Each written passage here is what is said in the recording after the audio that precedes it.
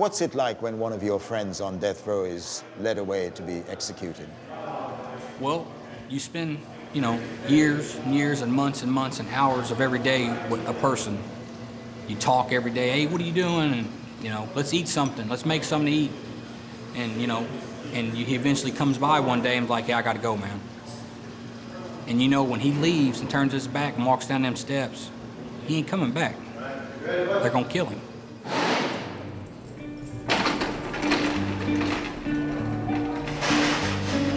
About an hour's drive south of Chicago in the state of Indiana is one of America's oldest and most notorious maximum security prisons. The majority of the 1,900 inmates here are serving long sentences for unspeakable crimes. And when I came at you, I wasn't just going to stick you an inch. I was going to run something all the way through you. Get out of here! 12 are due to be executed on the orders of the state. For 2 weeks, I was given privileged access to this dark and forbidding world. I do deserve to be executed. Bottom line, I ain't gonna candy coat it. I deserve to be executed. Welcome to Indiana's state prison.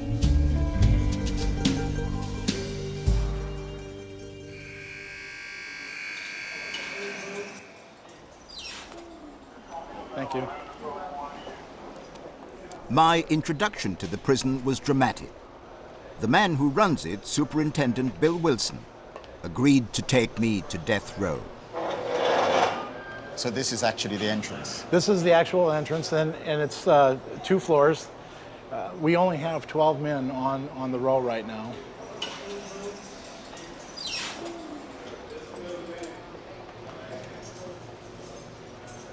You have to sign yourself in? Mm-hmm. The superintendent comes to death row every week to check on how the inmates are coping. Superintendent, these are the pictures of people on death row? Correct. These are the 12 gentlemen that are on death row, and it shows their cell location so that staff never have to question where they're at. No staff members are allowed on the unit when the offenders are out. So the offenders actually will secure themselves in the cells, and then their cell doors will be closed or opened as they need to come in or out. Do you like any of these people? They're all different in many ways, and I am respectful of who they are, what they are. Would I call them my friends? No, but there's some characters here that have some personality characteristics that you would say are likable. He knows them all by name, and they know him. McManus, it always amazes me how clean that cell is. Keep it up. A lot of time in here. I know. Hello? Staying out of trouble? Yeah. All right. Wilkes, how's your eyes? You been over to medical at all? Yeah. Okay.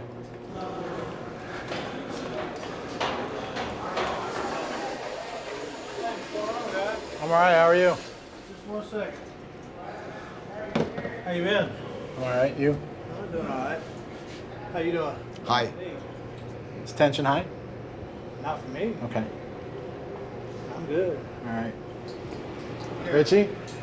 What's up? All right. What's all this? Mr. Ritchie's wife, I believe, is from England. Which part of England is she from? St. Albans. Uh-huh, in Hertfordshire. Yeah. Yes. Yeah, I met her about 4 years ago on a pen pal, and we hit it off instantly. And she came over, visited, couldn't get enough, and married me. How often do you get a chance to see her? Every weekend. Do you mind doing this? Oh, no, not at all. Man. Yes. It is very, very unconventional, though, because the end game in this relationship is one that you know and she knows. Well, yeah, kind of, because a lot of guys can get off death row. A lot of us are getting off death row. But cases like mine and like another gentleman back here, we didn't kill no women or kids. We were charged with shooting a cop, a police officer, and they just don't let guys like us, no matter if you got good issues in your case or not, legal issues to let you off death row, it doesn't matter. You know what I mean? She knows that, and she married you. I know. I found something now. See, I was a stupid kid at 19 and 20. I made very poor decisions. I would make decisions. I would do things without thinking about them, and I didn't give a damn about the consequence at all. That kid, to me now, 32 years old, that kid's gone. I'm not saying I'm rehabilitated. You know. You're not saying that? No, I'm not. But I am Why saying, not? because I'd be bullshitting you. I'm not going to sit here and lie to you. I'm the kind of guy that does need to be in prison. Why are you the kind of guy who needs to be in prison? Because I'm the kind of guy, if I get fired from a job and I can't find a job, I'll do it the legal way, try to get a job, and I can't find a job, and I can't pay my bills, I'll go get a gun and I'll pay my bills. And I won't think nothing about it. It won't bother me at all. You've described the person you are, but how do you see your life looking down the line? Where does it go? Where does it end up? Man. Either in a box or doing a life sentence in population. That's my choices right there. Doing a life sentence or being in a box. And I gotta watch my wife grow old through these bars.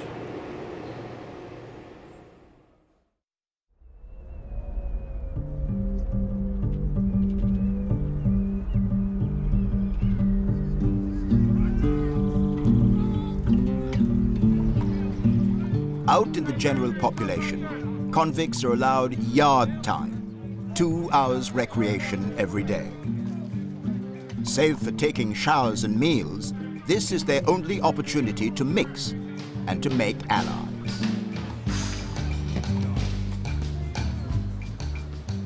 Have you been here a long time? 27 years. How many? 27 years. 27 years.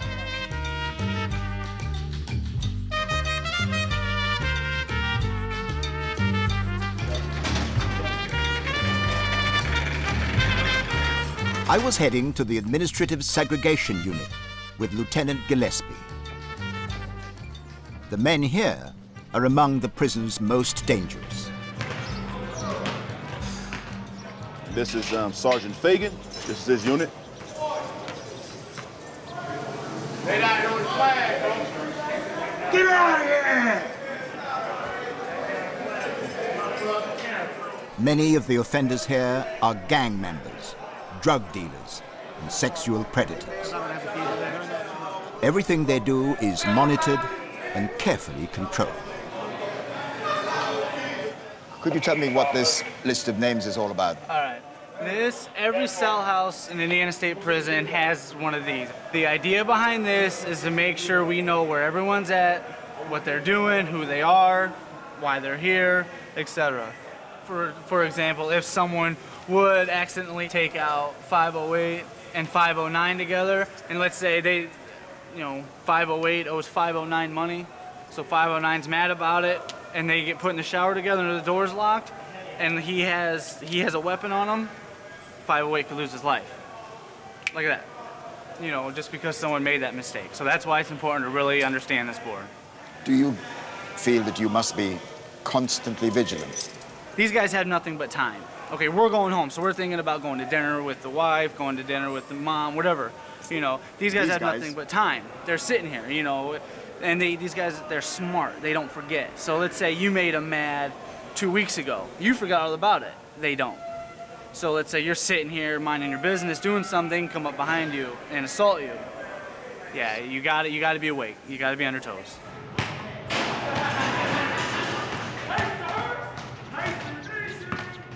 The offenders in this unit are locked down for 23 hours a day. And when they're allowed out for their 60-minute break, they're kept apart in individual steel cages.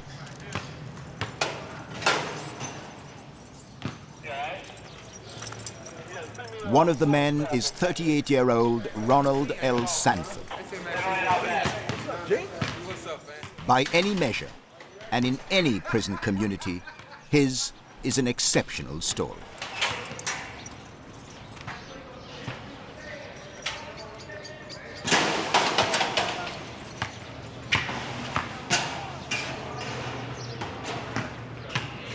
When did you come here to Indiana State Prison? Oh, well, I came here in 1989 at the age of 15 years old. I was actually convicted of the crime that I'm here for at the age of 13 years old.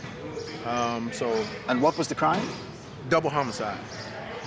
So I committed a double homicide at the age of 13 years old. At the age of 15, my case had ran its course through the court, and I was sitting here to this prison in 1989. A double homicide, yes, sir. At the age of 13? 13, yes, sir. That's very, very young. It's tragic, to say the least, and it is very young, absolutely. It's unheard of, you know? Wow. It's unspeakable, to say the least. Even reflecting on it almost 25 years later. In August, it'll be 25 years since that crime took place.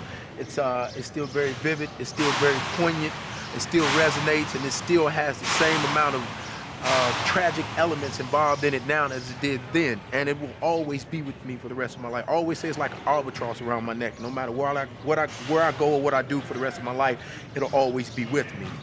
What were the circumstances which led up to the incident which led you in prison at the age of 15? Me and a friend had basically planned to get money to go to a fair. And to do so, we're gonna cut grass. And we went to a home basically, and they said they didn't want their grass cut. And rather than continue on the vein and go to the next home, we decided to push into the home essentially. And it ended in a double homicide. It's that simple. And for our complicity in that crime, I was sentenced to 170 years, 170. You got a sentence of 170 years. Yes, sir. However you cut that, you are not going to get out of here. I'm eligible for parole when I turn 100 years old. Have you ever thought about all the things that you have missed that other 15-year-olds go through as part of their normal lives? Absolutely. I've never been to the prom, I've never driven a car, I've never had a driver's license, I've never filed tax returns, I've never been on an airplane, I've never traveled abroad. Should I continue? My life has been lived in this prison, and it seems as though I've been in this prison so long that I've never been free. 25 years in prison, you know, it's a long time.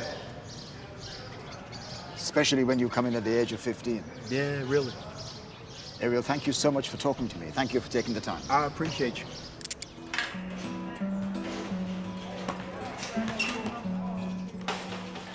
My first meeting with Sanford was a shock, but there were more disturbing cases at Indiana State Prison.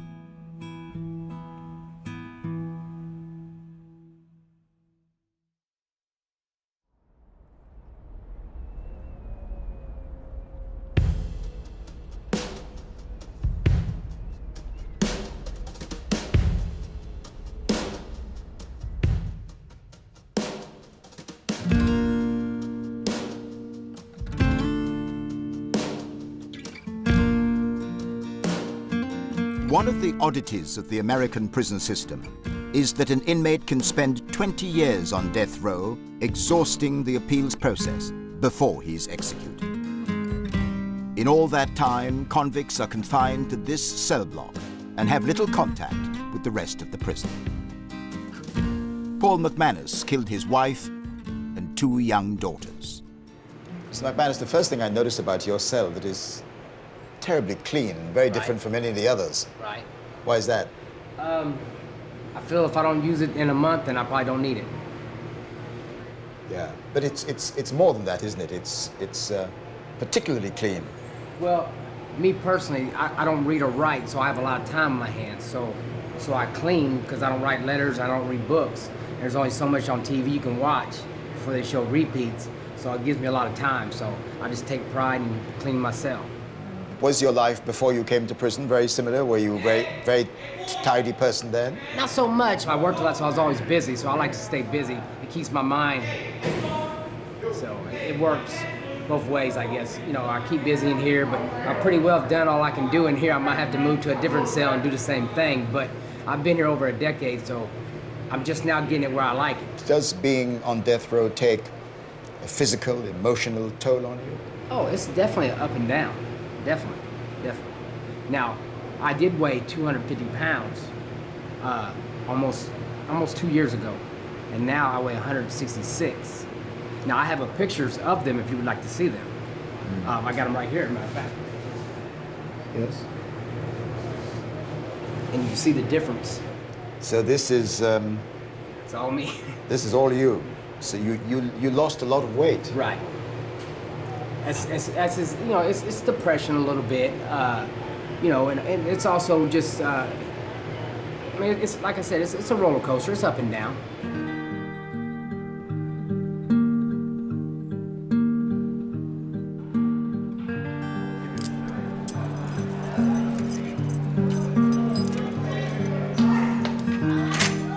McManus sees more of Indiana State Prison than the other men on death row. He's a diabetic and is allowed a daily visit to the prison hospital. The authorities must treat him, although they will, in all probability, put him to death one day.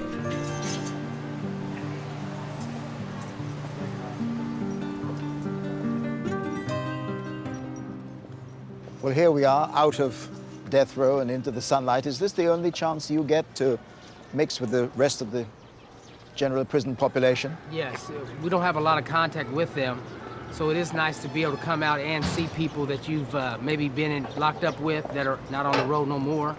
And every once in a while, you can, you know, have a little bit of contact with that person, just for a brief second. Were you on any kind of medication, like insulin, before you came? No, before you came to prison? Absolutely none. Zip. Now, you know, I take quite a few pills and the insulin shot. It all comes down to the food and also how you know, you have your ups and downs where you gain weight and then stuff like that. So, I mean, that does play a factor.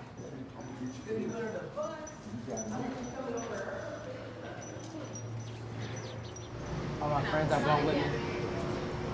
What's nice about, well, if there is a nice thing about being a diabetic is that you do get to get out and come over to the hospital daily, and then to be around regular people, it's nice. Yeah.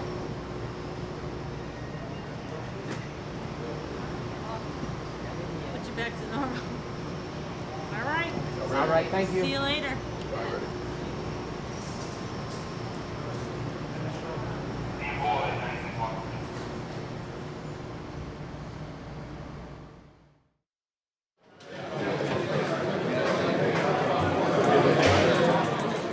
The rest of the prison is distinctly different from the oppressive gloom of death row.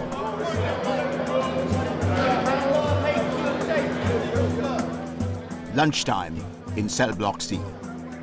Prisoners have a chance to spend time in the open air.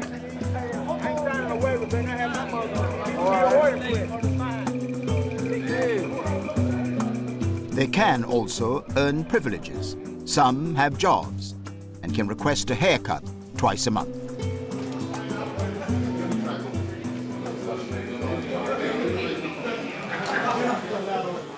All the barbers are convicts. Rick Parrish is serving 3 life sentences, plus 10 years. I must say, walking into this place is one of the most extraordinary experiences I've had for a long time. You wouldn't have thought that this was a barbershop or in a maximum security prison. Well, we work hard to keep it unique in here because we like the atmosphere. We like being able to come in here and relax. It's neutral territory for gangs, for officers. I mean, if you come to the barbershop and you're a gang member, would you start trouble with a guy that's standing here with a pair of shears in his hand like this? No, I wouldn't. I suspect not, too. That's why there's no trouble in here. There's still, though, this feeling of unreality about people with instruments like these in a maximum security prison. I've been here 37 years. We've never had an incident in the barbershop. We've never had an incident with the shears. Never had a problem. You've been here since the 70s. That's a long time. January 75. Long time. Yeah. Well, you know, if you do it a day at a time, like most of us do, you do time a day at a time. Sometimes an hour at a time, sometimes a minute at a time, whatever it takes to get through. Then you look up one day and 37 years have went by.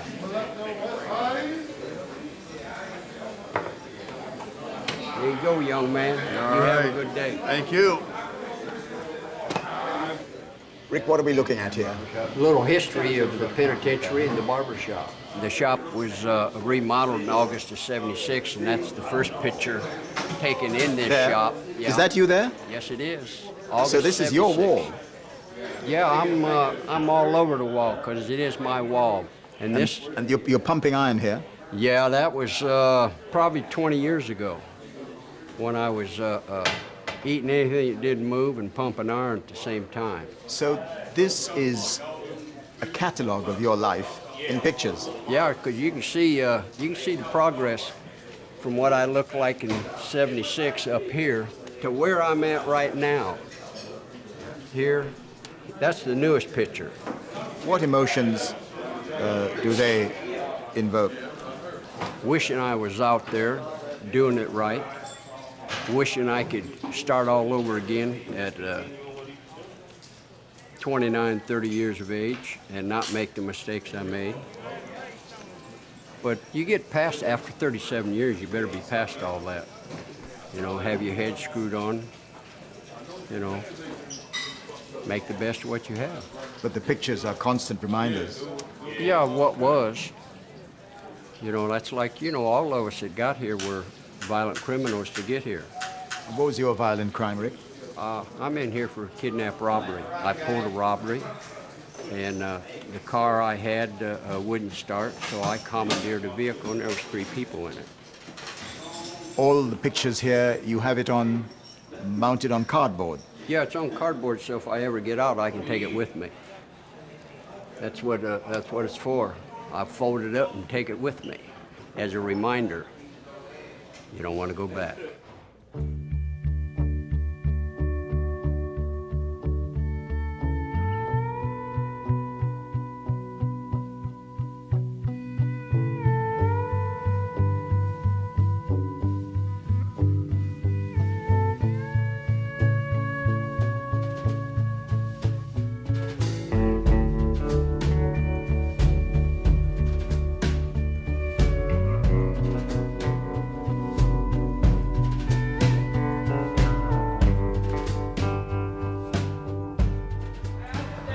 Back down 200. Camera crew on 200. Camera crew. I went back to the administrative segregation unit to see Ronald L. Sanford again. His story haunted me. A killer when he'd barely entered his teens. RL, hi. How you doing? I'm all right, yourself? Good.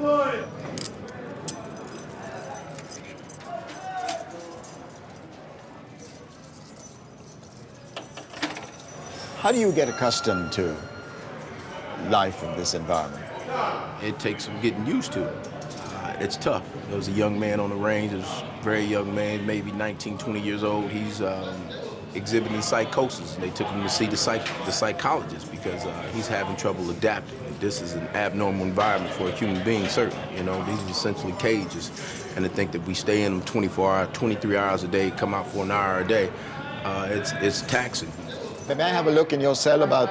Absolutely. Have a look at some of the books? Absolutely. You absolutely may. So. Yes, Lieutenant, would you mind opening up? I'd just like to have a look. Yes, sir. You can take whatever down you want to take down. And war against the weak, what's that about? Eugenics. Eugenics? Yes, sir. America's attempt to make a master race, essentially. And this one is the tree of life. What that's about? Yes, it's Kabbalah, actually. It's more metaphysics, essentially. Those deep questions about man, where he comes from, where we're going, and who we are, essentially, yes. I see that you have, in addition to your books, you have some of your own writing on the walls here. Strength, well-being, and health. Yes. Just something I try to focus on.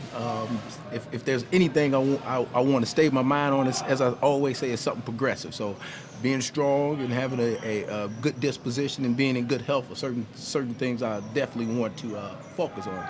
And you have written here, no man is your enemy, no man is your friend, every man is your teacher. Yes, sir. I'm also standing here, and I think these are the parameters of your existence. Existence, absolutely. These 4 walls. It's a pretty isolating place. It really is, if you see it as such. It's isolated only to the extent that you think it is. You know, I mean, those books allow for a great escape and for to be able to leave the confines of the wall. So, but I'm only in here for a few minutes, and I feel it as such. I feel it. I feel the isolation. Everybody in this building feels the confinement that we're suffering here. You know, you put an animal in a cage for too great of a length of a time, it goes crazy. You know, how much more so humans? You know, so.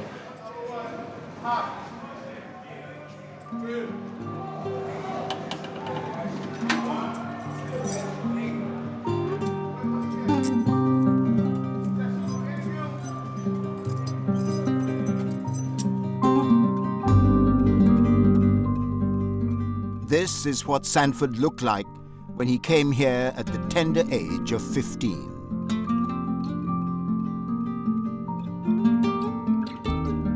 His murder of 2 elderly women in 1987 netted him the meager sum of $5. On that vile act, he must reflect for the rest of his life.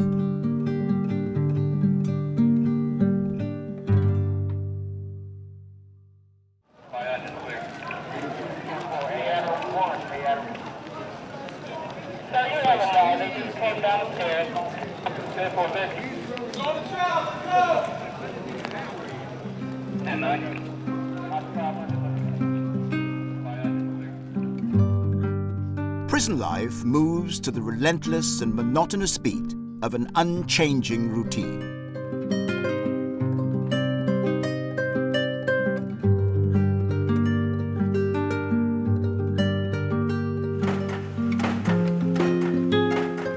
Some inmates get the chance to relieve the tedium by working.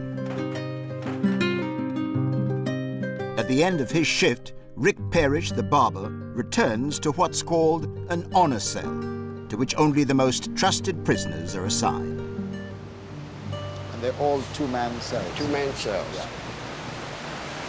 This is my cell here. Rick, who opens the doors? Is that controlled by the centrally? computer? Up in the office there's a computer, controls all the doors, controls our water. May I come into your cell? Sure, please. Thank you. And this is your cellmate? Mike. Hi, Mike. I'm Trevor McDonald. Nice to meet you. How long have you been sharing a cell with Rick? Oh, about 2.5 years. Isn't that about right, Rick? Yep, that's correct. So which is your side? Right oh, there. This is your side. It strikes me, too, that there has to be a rather clear division of what's yours and what's Mike's. That's Mike's cabinet over there. Yeah. And he has all his commissary and stuff in there. This is my cabinet here. And Yeah. I have my commissary and things in here. But in general, we're sharing a space. You have to try to give the other person their privacy. If he's doing something and he's up walking around, I try to stay over there. And he does the same for me. You know, just, try to take turns doing things, because it is close quarters. So this is an improvement from any other part of the prison. You've been in regular cell house. You've seen how they live over there. You've heard the noise. You hear how quiet it is. It stays quiet like this most times. And sure, you have to put up with another human being, but it's worth it. It's worth the sacrifice. Rick's honor cell does not insulate him from one stark reality. Death row is within shouting distance in the same block. What is it like to live so close to death row? Well, I just block it out. I don't pay any attention to it. I'm a barber and I won't even go over there and cut hair because I don't want to get to know any of them. You know, you lose enough friends through attrition in here as it is without them being on death row. So I don't even want to get familiar with them. Why don't you want to get familiar with them? Because you get friendly with them, you get to know them, and they get executed, you know, you've lost another friend. Does the mood change perceptibly just before an execution, in the days before an execution? Yeah, it gets even quieter. You know, everybody knows the last one, I think, was Wiggles. He stopped here, hollered down through there, "I'll see you, fellas." He said that? Yeah, he hollered out. Everybody's usually awake. We used to, midnight, we used to beat on the bars. And how many times has that happened since you've been here? How many executions have there been since you've been here? I've never kept track. Like I said, I try not to dwell on it, so keeping track of them would, there'd be too many as far as I'm concerned.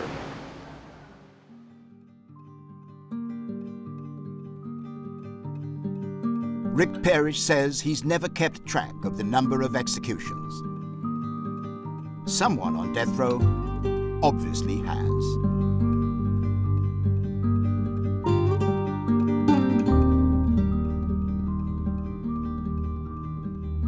Every one of the 12 men on death row will one day be told the date and time of his execution.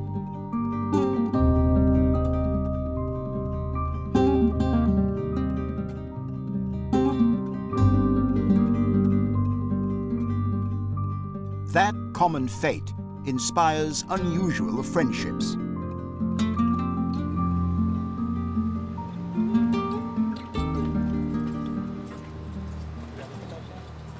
John Stevenson was a member of an organized criminal gang. He assassinated 3 people. Benjamin Ritchie, who had met before, killed a police officer. Hi, how you doing? Pretty good, man. You been all right? Yeah, good to see you. Yeah. How you doing? Good to see you. Good. You two are in adjoining cells. How long have you been friends? About 11 years. Since I got here on death row. He was already here when I got here. How did this friendship come about? What drew you to each other as friends? Well, just, we got the same interests. I mean, we play our music loud, we play video games, we work out, play basketball, eat together. If shit goes down, we whoop a motherfucker's ass together. That's, you know, that's how our friendship came about. Does that mean you have a lot in common? Yeah. Well, I thought we did. You're not sure anymore? No, I'm just kidding. I don't want you two friends to argue about that. No, we're not going to argue. hell no. no. What's it? No, I mean... If anything, we always argue, but we've never come to blows over nothing. No, never. We'd be like, fuck That'll you, never fuck happen. you, and then half hour later, hey, what we eating tonight? You know, it's Yeah, over. yeah, It don't matter. It don't yeah. mean nothing. I'm Like, always right in the end, so... Fuck. He's the voice of reason. I'm You're the voice of anger, from what you say. Absolutely, yeah. You know, Is that right? He keeps a leash on me, yeah. you know, Like, I'd rather lash out at somebody. Like, when I first met Boyan, he hated me. Because I was just a straight-up asshole. I'd be in your face, fuck you, you know. Come on in the shower and let's fight. And I calmed way down since then. Yeah, most of the police, they couldn't stand my ass. And I got allowed around older cats, and they calmed me down. From your point of view, what's this friendship based on? We heard from Richie what he thought about it. trust in each other, you know. And, you know, basically that's, you know, trust. Like, if shit goes down, I got his back, he's got mine. See, that's why they moved us, because he got into it with a dude up here, and almost killed him. And the police had to come in and stop it. And after they broke it up and everything, administration got wind that I was gonna try to kill the dude because he cut my buddy with a knife. And so they moved me and my buddy Tex here to the back and moved dude up in the front by himself, so nobody could get to the dude. Within the first 2 weeks of being on death row, I watched a man get murdered in front of me, get stabbed up 42 times, dispatched instantly. And that was my wake up to death row. Like, if you come here, you want to be a bully, you want to take shit from people, this is what's going to happen to you. The dude was just butchered.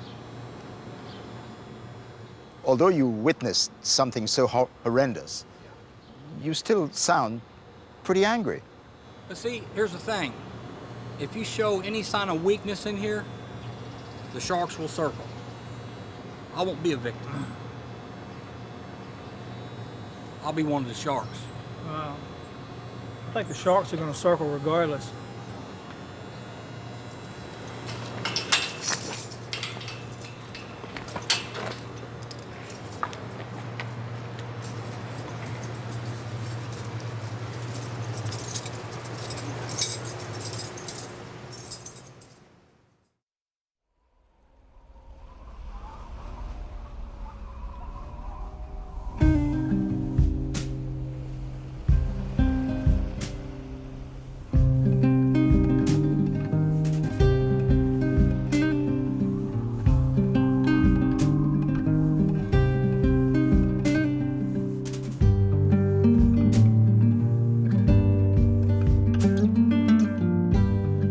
average sentence at Indiana State Prison is 52 years.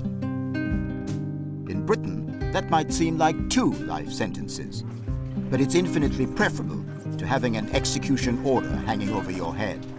Hello. Lieutenant Boyan has taken me to E Block to meet one prisoner who has escaped the death penalty.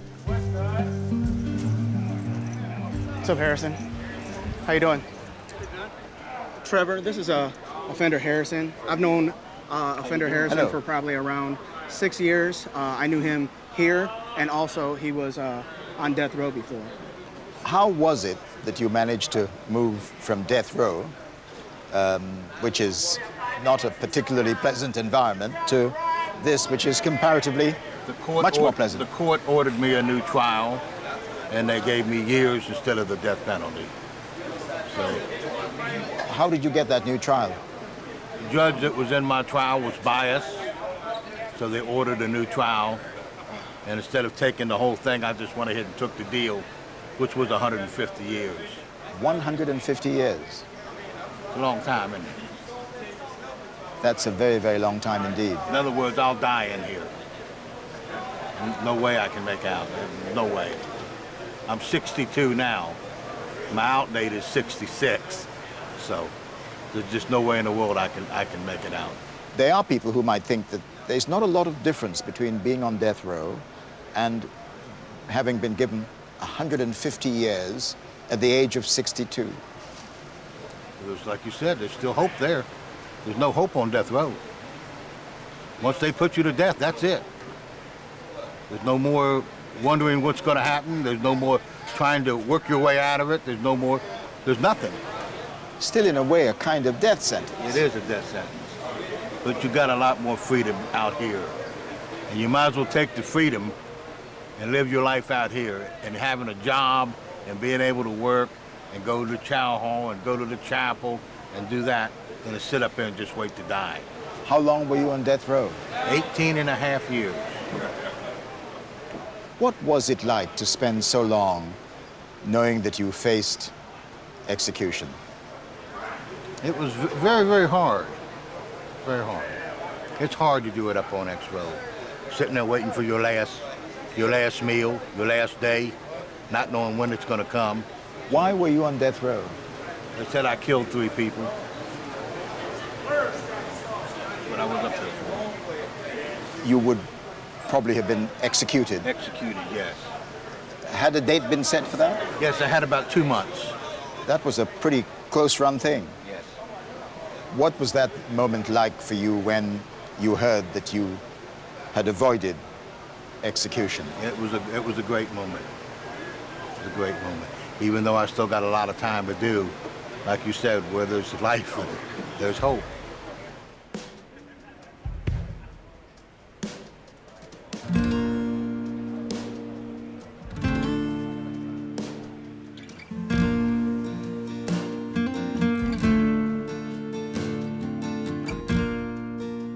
As he said, James Harrison will not leave this prison alive. But he knows he'll never be strapped to a gurney and given a lethal injection just after midnight. Like most of the inmates, Harrison now enjoys the strange freedom of not knowing the date and time of his death.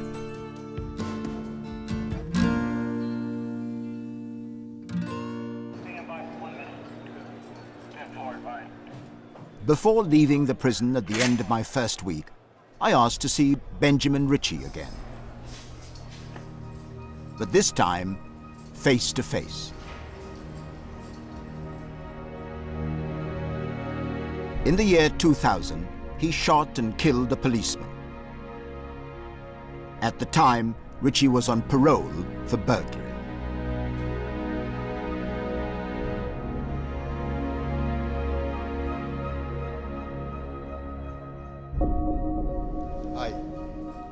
With less of the bravado he showed in the company of his friend, I wanted to hear his view of his life and his crime. Talk me through the incident which led you to be here. Well, my crime is shooting a police officer and killing him. And it started off, you know, pretty harmless as a theft crime. Me and my friends would ride around and carjack people and take their rims from their cars from them. And my buddy's car was already full, so I decided, let's get a van or a truck and we fill it up with some rims and take it back and we can go sell everything. I got in a high-speed chase and wrecked into a house and jumped out and took off running. I was trying to get away, you know, but the cop was young and he was on my ass. And I thought maybe if I, you know, take my gun out and fire it a couple times, it'd scare him because, you know, he's a Beach Grove police officer. It's kind of a good neighborhood. Like, how many times has he been shot at, you know? You know, if that bullet would have hit just less than half of an inch lower, he'd be alive today. And I'd probably have a long, lengthy prison sentence, but I wouldn't be on death row, man. How were you apprehended? How were you caught? Well, I actually got away. I made it back actually a few blocks away to some family's house and a girl I was seeing and got away. And I didn't know I killed him until I got back to the house and seen it on the news, and that just destroyed me. I knew I hit him in the backyard, but I didn't know he was dead, right? I fell asleep. The next thing I know, I wake up and hear my buddy says they're outside. I wake up and it was like in the movies. You see a whole bunch of red dots from their guns going in and out the windows. And I was like, yeah, it's bad, man. I told him, go ahead and go out, leave the house. And I didn't know what I was gonna do. I didn't have no gun, I couldn't fight no more, so I just gave up. What went through your mind when the court pronounced you guilty? Well, I was trying to portray a tough guy in court, so when they gave me the death sentence, I laughed at them. And the prosecutor told everybody that's the voice of evil, which I would agree at the time, yeah. You know, I deserved the death penalty. I was young and didn't care about anybody at all but myself or anything. And I deserved that sentence at the time. And yeah, I just pretty much laughed at them when they gave it to me. But then, you know, when I was by myself, it really sunk in like, man, you're more likely going to be executed one day. And it hit me hard, you know. So I put my face in my pillow and, you know what I mean, cried a little bit. And was it inevitable that sooner or later you would end up in a place like this? I always knew as a kid I'd probably end up in prison. Yeah. It's weird because when I was a kid, I was fascinated with prison movies. Every time we'd drive by prison, I would wonder, what are those guys doing? What's it like in there? What are they up to? You know what I mean? Why should I care? I'm a kid, why should I care? But because I just always knew I was going to end up in there because I just had a problem with the rules, with authority. And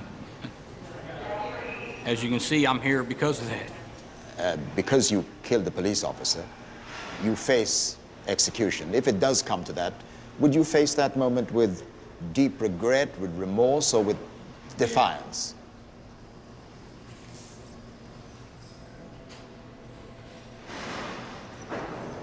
I would definitely regret it and definitely have remorse. But I'd also have a little defiance, like, why are you killing me? You said killing's wrong, but yet you're premeditatedly strapping me to this table and you're gonna poison me to death. You're gonna kill me. And that's what I would, you know, resent.